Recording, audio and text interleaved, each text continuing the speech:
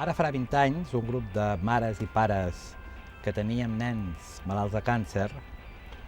ens vam ajuntar i vam muntar una associació amb el propòsit de treballar per millorar la qualitat de vida d'aquests nens i de les seves famílies.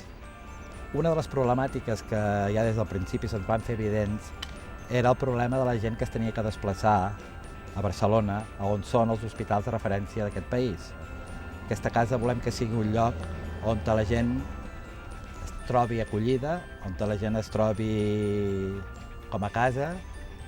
una casa on la gent pugui relacionar-se entre ella, una casa on se sentin protegits.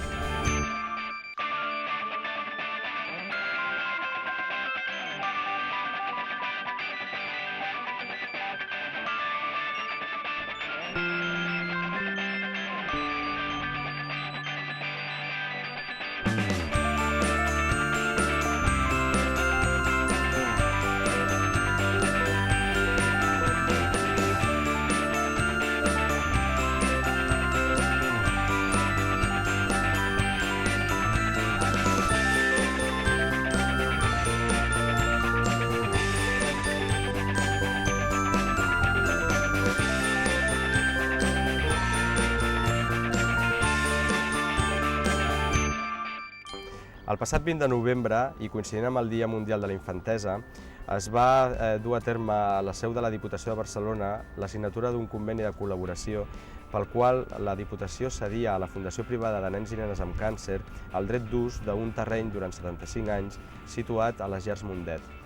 En aquest terreny es farà la construcció de la Casa dels Xuclis, un centre d'acollida per famílies que d'arreu del món es tenen que desplaçar a Barcelona per curar els seus fills malalts de càncer.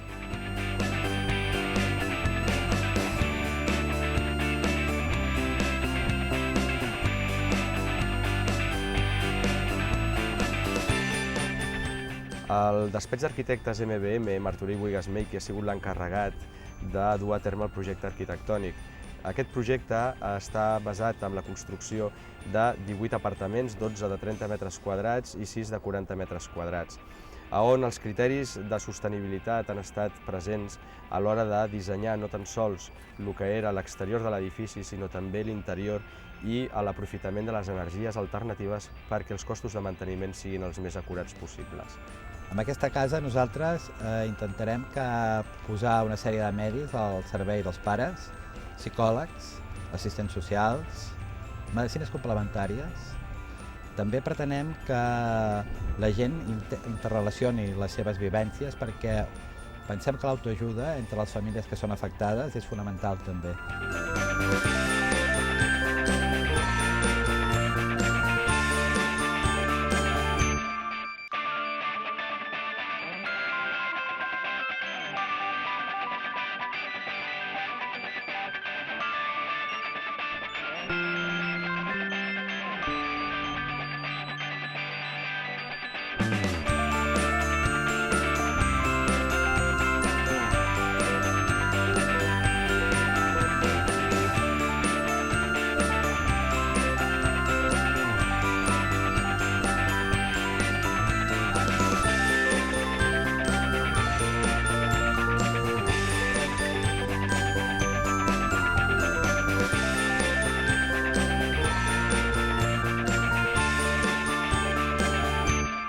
Soc voluntari des de fa temps a l'Hospital de la Vall d'Hebron, a la planta d'oncologia i hematologia. Penso que una de les mancances principals de les famílies que tenen un nen amb aquestes malalties, càncer o leucèmia, és el no tenir un lloc tranquil per viure aquesta malaltia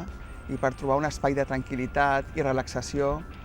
i per trobar-se amb altres famílies que també pateixen la mateixa malaltia del seu fill.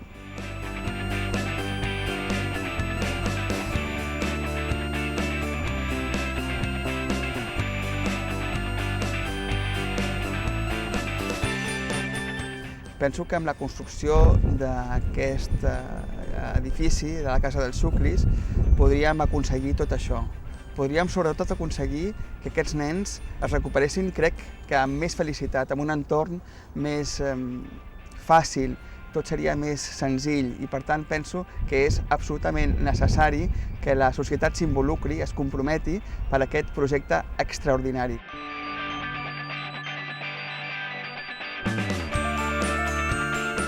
Per això fem una crida a la ciutadania, a la societat civil de Barcelona,